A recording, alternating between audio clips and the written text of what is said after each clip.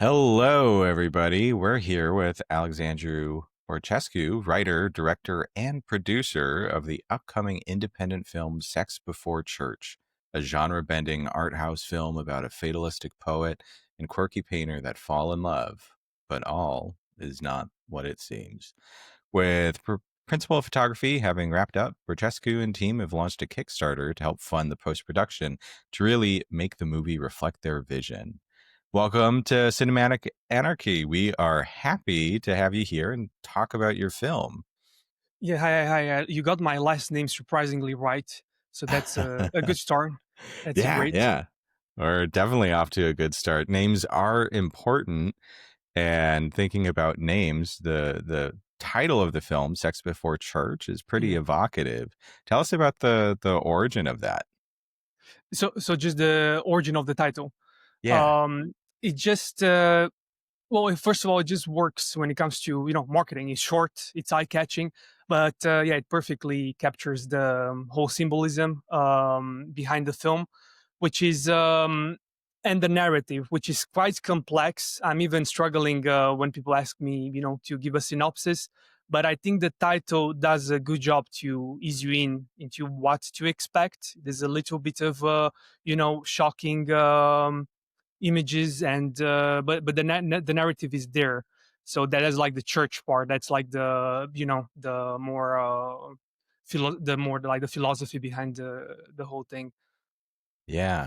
Yeah. So tell us a bit about some of the themes that we can expect to see in the film. I know you said the narrative sounds very rich. Tell us, yeah, what you want us to be thinking about when we see it. What are the themes that we'll be picking up on?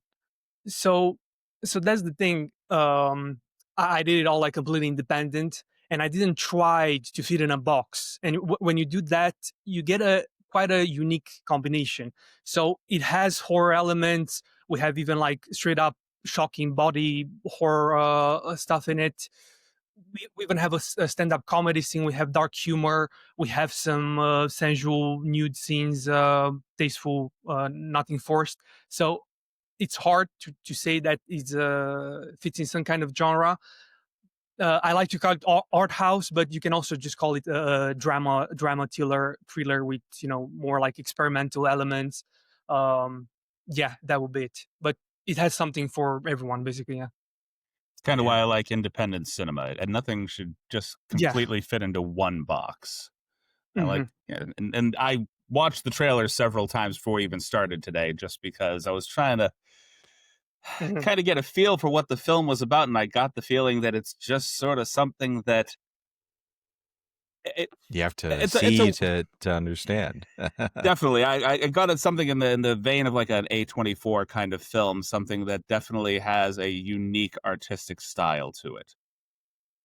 So Yeah, you could say it's a author film. I don't know, or if anybody have seen is or it's knows Vincent Gallo, Buffalo '66 type of stuff. Like when just one crazy guy does a film. I mean, that Vincent is even crazier than me because he even acted the main role in that film, so he's completely gone.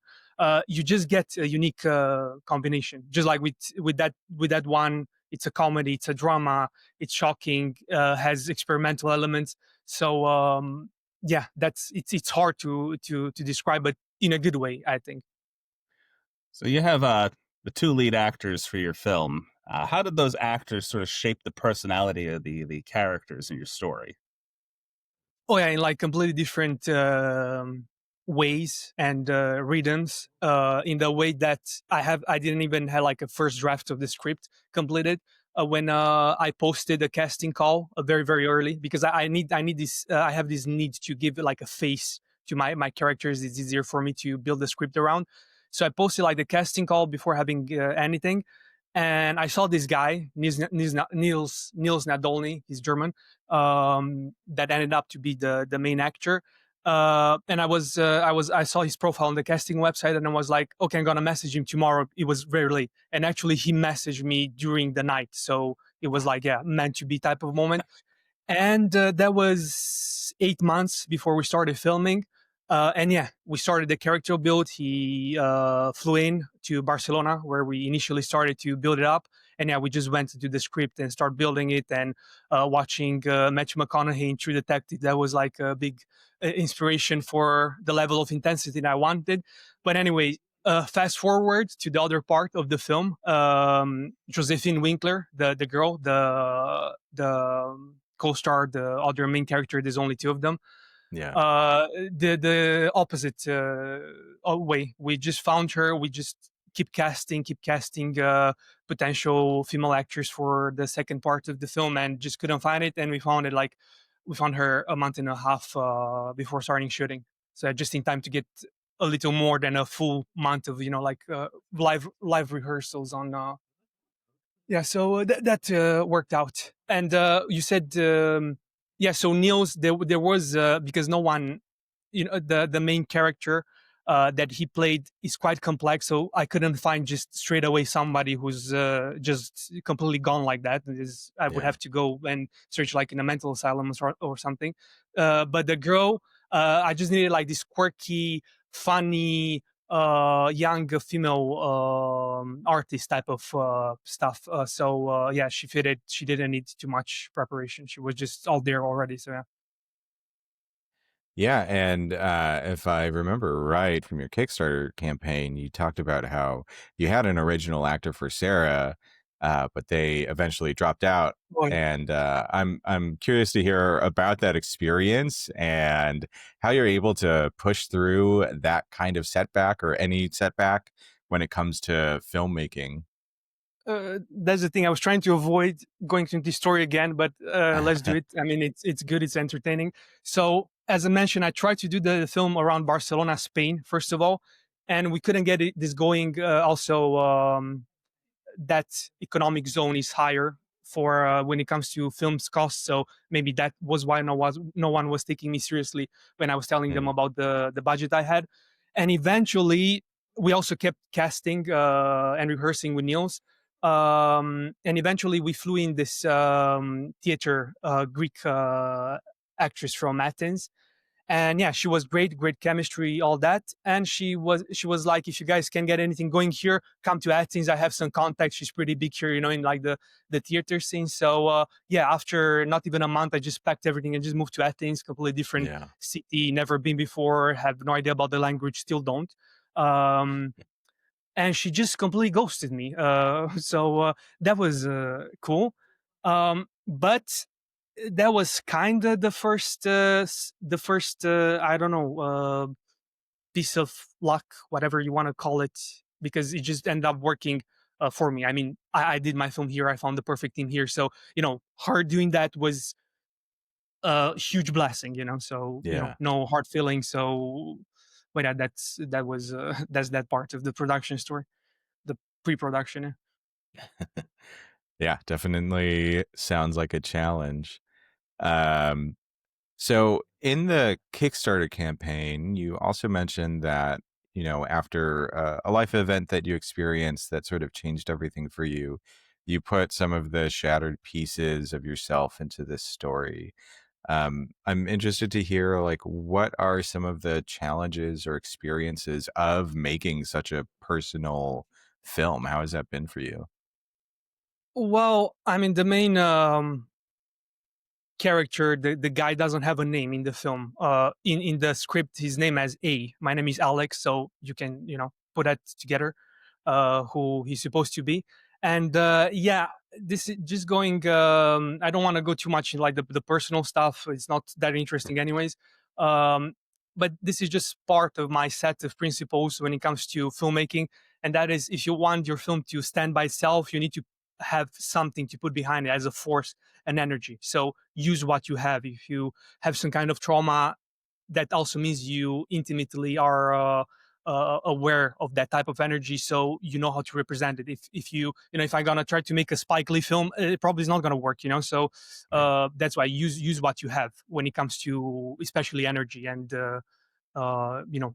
that's gonna make a film, especially a film like this that's based on feelings and on at the atmosphere and stuff like that. You need to know what you're talking about, basically. Yeah, yeah, absolutely. And so how does it feel to put something that is kind of so personal out into the world? I mean, it's liberating for sure. It's you feel that you have this voice and this huge whatever those things are called that directors have on set. Big directors, not like me, that used to Yeah. project their voice. How are they called? The round ones. Chris, is the word coming to mind for you? Because it's not for me. Not off the top of my head, honestly. Whatever. So yeah, I just feel that I can express myself because after all, this is what it's about. It's a way to express yourself, art. So I'm just happy to be doing it to filmmaking and writing. Yeah. So I did see that one of the things that led you to this point to making this film is it sounds like you were in film school. You realized that the experience of being in film school, that piece of paper that you were going to get at the end of the day, really wasn't what you needed. You needed the experience of actually going out and making your own film, because film school is just going to kind of teach you to look at other people's works and assess those, and that doesn't translate into the experience of making your own film. What about actually being in that film school led you to the point where you finally decided to leave? Well, COVID. That was the COVID years. So it was the new case, so it didn't make sense to try to finish it there. So I moved to back home to Romania. I just transferred. Um, what was the come again? What was the Was there like a what defining made me moment? quit? And Well, what I made me wouldn't call it realize? quitting. You just pursued something else, Um, I just realized that I even knew before going to film school that this is not it's it doesn't work that way. You don't get the diploma and you go to A24 and say, okay, where are my $10 million to make my film? It's useless. And in my case, because I wanted to make actual films, I didn't want to be a career guy to work just in producer. I was never interested in like the technology aspect of filmmaking, like being a camera guy or stuff like that. Again, I'm a writer at heart, so I just knew that I just expected best case I'm gonna meet some like-minded individuals, which we can do. We can make project shorts. I mean, we have all the equipment we could ask for from the school, but it was UK. It was students, young people. Everybody was like, "Oh man, next year let's just smoke another joint." So I was okay. What are we doing here? Like, why not now?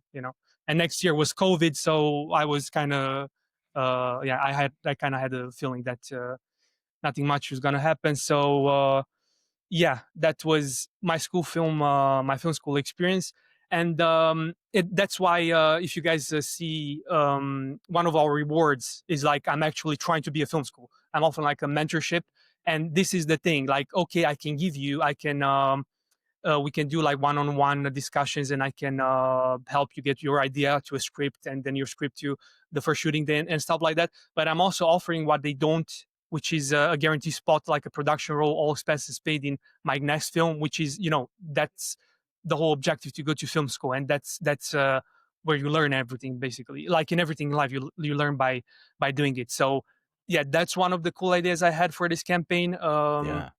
Yeah, and I think because yeah, I thought a lot about it, like about why I went to filmmaking school, how it helped, why it didn't. So I think I can really help people to maybe even skip spending all that money and those years, and yeah, and also like that guaranteed of hands-on experience. I think it's what many people are looking for.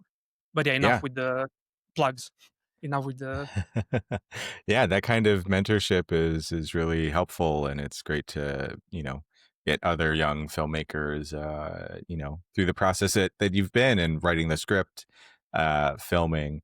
So could you tell us a bit about what got you into filmmaking in the first place? uh it was always there. Again, I don't know if I'm a filmmaker first or a writer first. Yeah. The film also has like my own original poetry. And there's also a book attached to the film. We can get into that later. So I was always a creative type. It's just here, like in Eastern Europe, the educational system is like, okay, go be an IT person. So creative stuff is not really encouraged. There's not really outlets. So basically, um, yeah, the whole thing was with the consultant, yeah, with the educational consultant. She told me that like I was initially gonna go to criminology to take a criminology Mm. course in and be a detective, like in True Detective, and then the consultant was like, "But why you want to?" And I was like, "Oh, I like this TV series." Okay, but doesn't that mean rather that you want to make films? And I was like, "Oh yeah, you're right. Can I do that?" And she said, "Oh yeah, this is like filmmaking school." So yeah, that's how that went. Yeah. So you mentioned your book, Ramblings of a Young Man. I know that Mhm. there's some poetry in there. There are some essays in there. How does that piece fit into the film? How are you expressing yourself in poetry, and what makes that different from like the script here? I'm just interested to hear about sort of that part of your artistic talent. Oh yeah, the connection is direct. So the story, the narrative of the film is this accomplished writer, so it's kind of like me trying to project that hopefully I'm gonna become one. Is looking to launch his next book, and is looking for a collaboration with this painter to put her drawings together and publish them as illustrations in his book. So this is the actual book from the film, like the title and everything. There's even a Yeah. scene in the film with the launch of the book at the very end. So yeah, it's connected directly, and even three of my poems, my better and longer poems, are in the film. Yeah, we find I merged them in a really, I think it works really well. Um, so yeah, they are basically one of the same. I would recommend if anybody likes the film when eventually we're gonna be able to see it. The book is basically everything that's behind the film, like explain that whole energy and that whole Yeah. system of belief that is behind the film. Yeah. Yeah. Definitely interested to dive into that after seeing the film. I feel the opportunity to market both the book and the Blu-ray together when they come out. Mm, yeah, Yeah. As we sort of as sort of it's a package tempting to. deal. Oh my! I mean, you put it on a plate, so I have to go for it. Another second shameless plug. We have like Please. uh, the value pack, which actually gives you two physical reward options. You can actually choose the book and the Blu-ray, or also a T-shirt, or the T-shirt and the poster. So yeah, if anyone interested, I mean, you just raise it up there, so I had to go for it. Hey, we're all about shameless plugs. Feel free. You Oh know. yeah. Yeah. Speaking of funds, right? The whole purpose of the Kickstarter is to get funds for post production. Oh So, yeah. tell us a bit about like what are some of the details that you want to pull out from that post production process to get you to the final product that you want audiences to see. Um, I don't really understand the question. So you mean what would be the role of post production, or Yeah, what the what are step? the yeah, how do you want to use these funds to get the movie to be what your vision is? Yes, so there's still lots of I just was able to afford just like the first steps of post production, have like a rough cut and some initial steps done, and we're all waiting to see if this goes through. And then yeah, there's like the color correction needed to be done, and the sound mixing, and I keep even now just finding out more steps, more expensive steps to be done. So so yeah, that's it's all about the money. All of it is going to the film, and even more. um and yeah, the yeah, that's about it. About post production is very, most of the people who were involved in the actual filming crew are also in the post production. Like the DOP is going to supervise the coloring, the sound recordist is going to be the sound engineer. So that's also good. Like I already have the team formed, so we're good to go. Just we're just waiting to see, can we get some extra funds to do it at like a proper professional level, like we did the principal photographer. We're gonna have to cut some corners. Yeah, so hopefully, I mean, it's moving quite good. For like the first couple of days we got some good progress, and hopefully if we can keep going in this rhythm, it's looking good. Yeah. Yeah, yeah, absolutely. So photography has wrapped. I'm curious to hear, do you have any memories from the days of filming that really stick out to you, be it something like super exciting or something that was really challenging? Yeah, me basically almost passing out on the film set multiple times. But so the structure was 21 shooting days in the first phase in Greece, Yeah. and then I that's the first time when I went completely broke, so I had to move to Romania, and that's the many of the times that ended up working for me.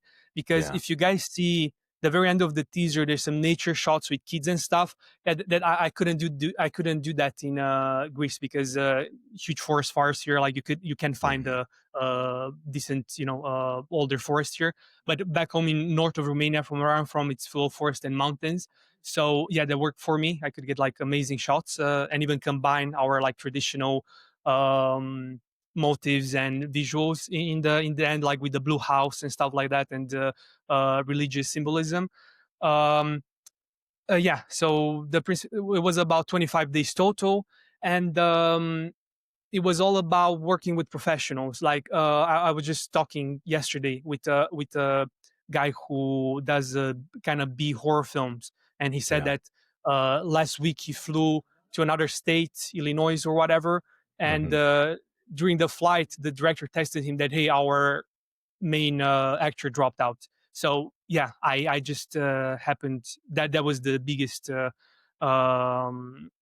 the biggest element to that. This is not one of these horror production stories that yeah, everyone, the director of photography, the AD, the even have an experienced production manager made his work. Because yeah, we are like filmmakers, we know that it's not about one individual thing and just arranging them and putting them together and it's just going to work by itself. It's about then them working for like many consecutive days together perfectly. Otherwise, huge problems, you lose scenes. So even Yeah. the weather, it's yeah. So luckily, yeah, didn't had any problems that would affect the film. Everybody, everything helped. Even when we were not able to get the type of location I desire, like I wanted for the main character to be this writer in this very modern, fully metal house, stuff like that. Hmm. We found the opposite, a very homely, a big type of almost mansion, lots of wood and stuff. But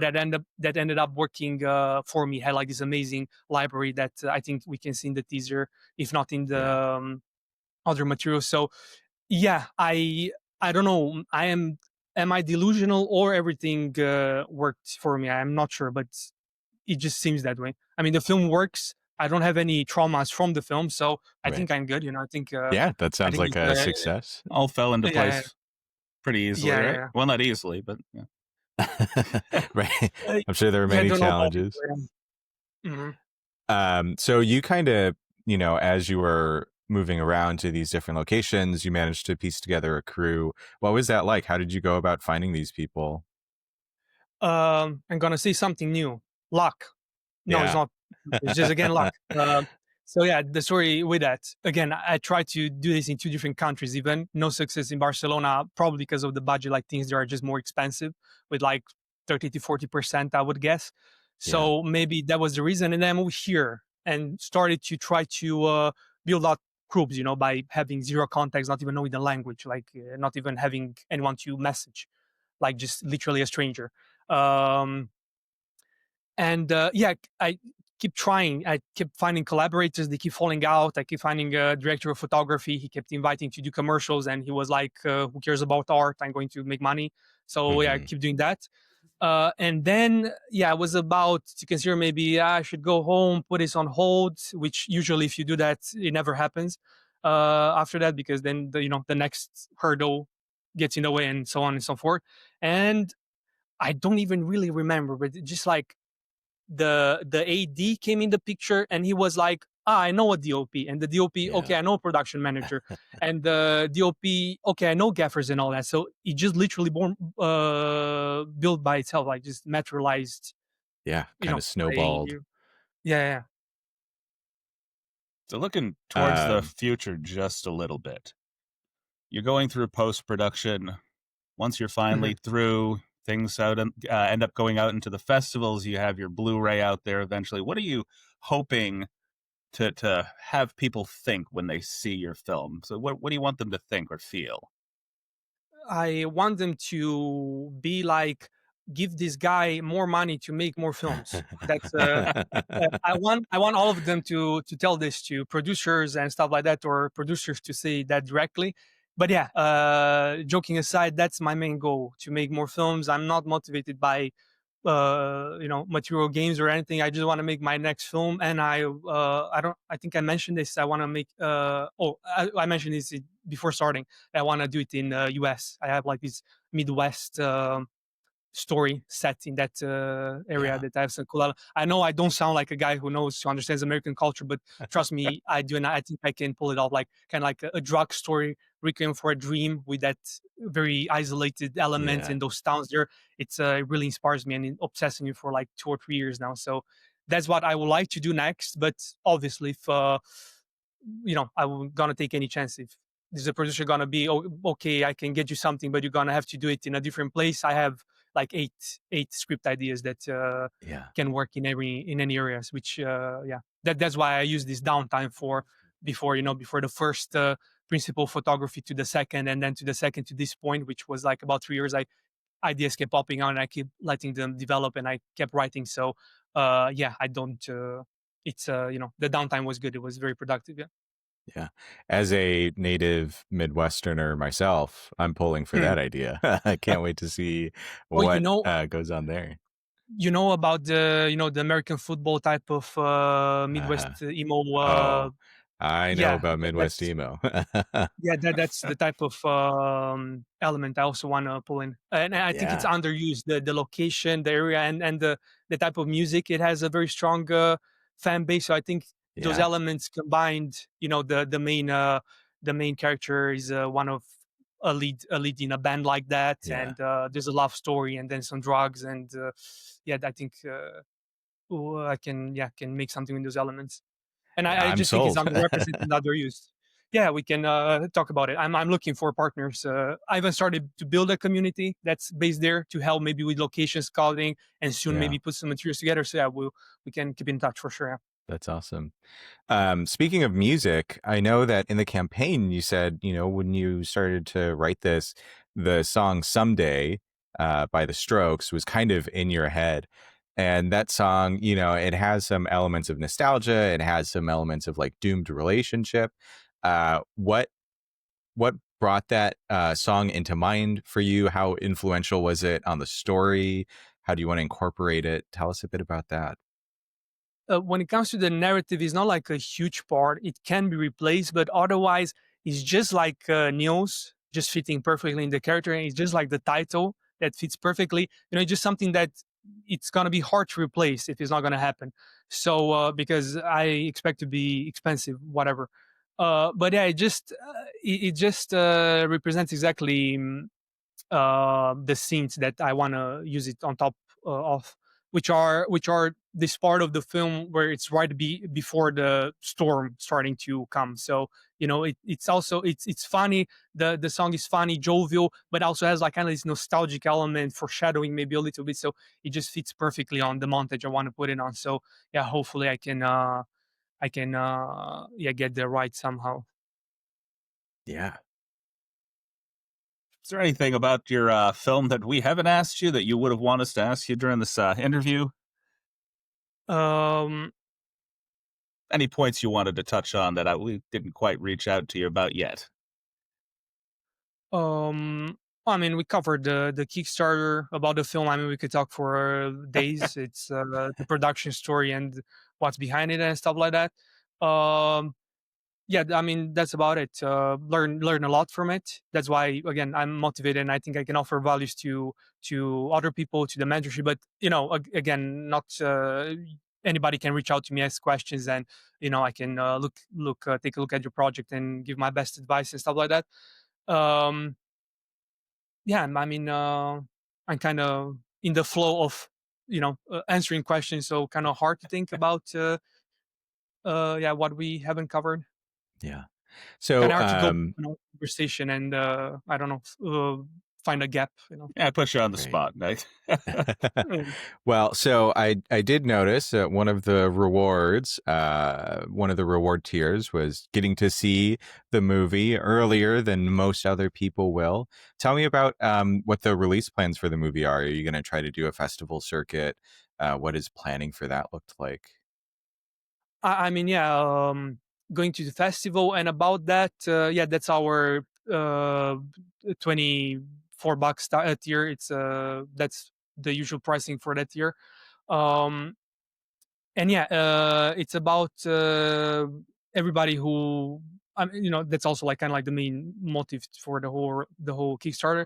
And yeah, everybody who goes for that is gonna straight up get a link basically straight after it's done. So it's not they're not gonna have to wait months or something like that to go to the film festival. Just a private link, and you know, you can Yeah. play it anywhere. And yeah, plans, I am still is just me, you know. So I didn't know how to put a crew together. I learned that. I didn't know how to about post production. Now I'm learning that. So I guess I'm just gonna learn to finish the distribution, and that's, you know, the launch of the film. But yeah, I'm probably just gonna submit to festivals. I do have some meetings now. We had like a Reddit post just going viral, so I got some Oh, production companies contacting me. I have a meeting for tomorrow. Said that maybe they're trying to get involved, push somehow. I would like to have someone like that has festival experience to help me strategize the whole course of that. But yeah. yeah, it's that's what I learned, and that's one of my main unsolicited advices. If you want to make something, be ready to do it on your own. Don't expect help, because it's your own. You know, it's like building your own house. Like, why would even somebody else help you? You know. So yeah, don't start something that you are not sure you will be able to finish and have like the funds for it, because that's how production hells are created, and those stories that, you know, started my film like 8 years ago and still is not finished. So yeah, if I don't, yeah, that must be horrible. So yeah, just plan carefully. Yeah. No one wants to be stuck in production hell.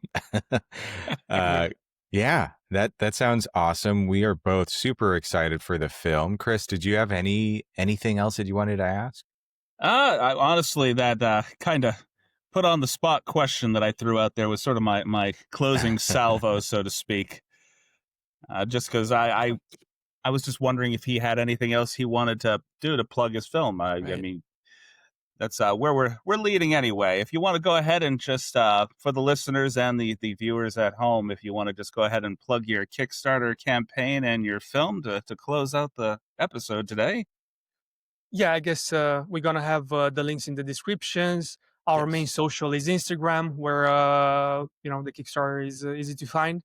Um, and yeah, that's our main socials. We also have a Discord if you want to get in direct contact. A message on Instagram, I can get you on the Discord.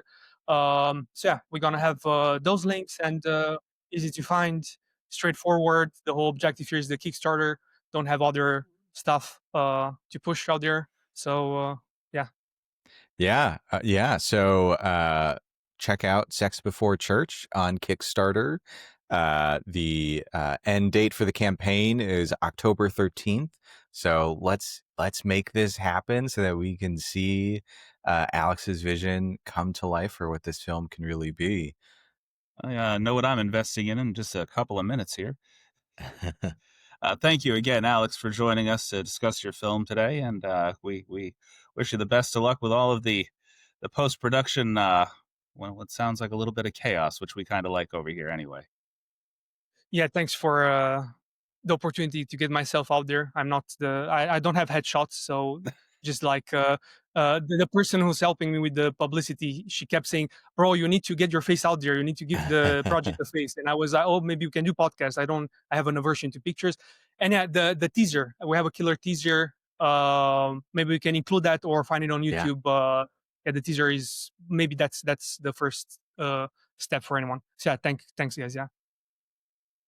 Thank you, and I will save us the pain of me signing off the way that I normally do, and just thank you, and come back for more when you get a chance.